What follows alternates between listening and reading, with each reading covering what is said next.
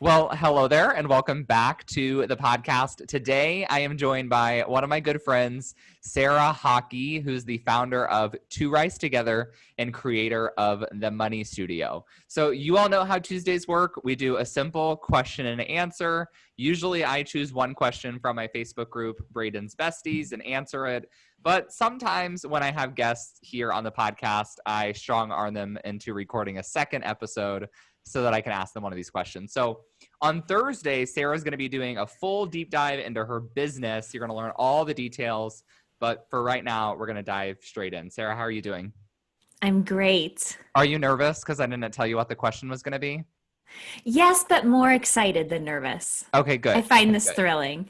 Yes. So you may have already seen this because you are a member. I believe you're a member of my Facebook group. So this Yes, is a sir, I question am. I posted in the group.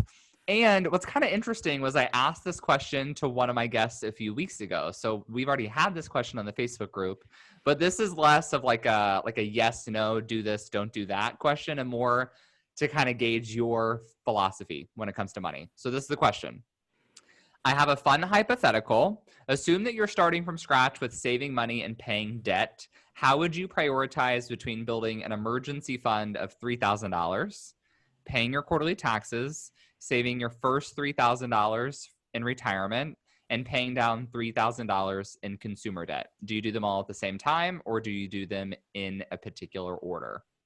Oh my gosh, I feel like you're serving me up cotton candy right now. This makes me so happy. This is what I would do. First of all, so there's four things on the table. You need to cover your ass with at least some sort of emergency fund, or when the shit hits the fan, you're going to get dirty. So I would definitely save up that 3 grand as fast as possible.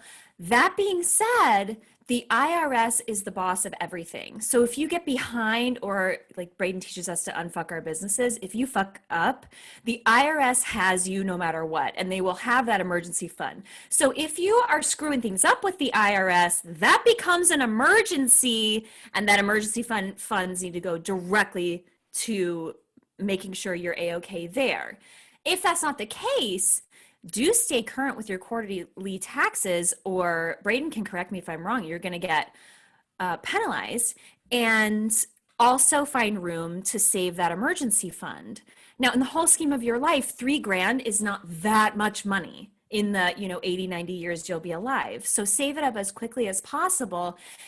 Then let's talk about debt and retirement. So I would suggest pause on the retirement investing. There are a couple of exceptions. I am not black and white on this. I'm not an all or nothing necessarily, but I personally paused everything and just went ahead and focused on debt. And the reason why is the human brain can only do one thing at a time unless the thing is mindless. So if you want to focus on something, I would give your brain the space to be able to focus on making sure you are okay with at least a starter rainy day fund, and then moving forward towards reducing your debt, investing, and always, always, always floating above you is making sure that you're current on your quarterly taxes faux show. That's my answer.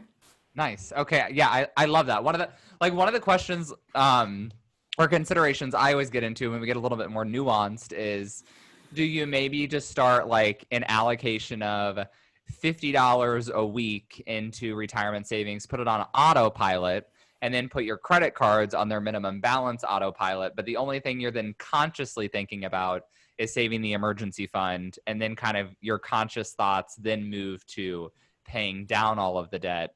And then once you do that, you get to like the broader picture. So yeah, that's your answer tracks pretty similarly with everyone else. Pretty much everyone said tax first, retirement last. And then there's been differences of opinion as to whether debt or emergency savings should come second or third.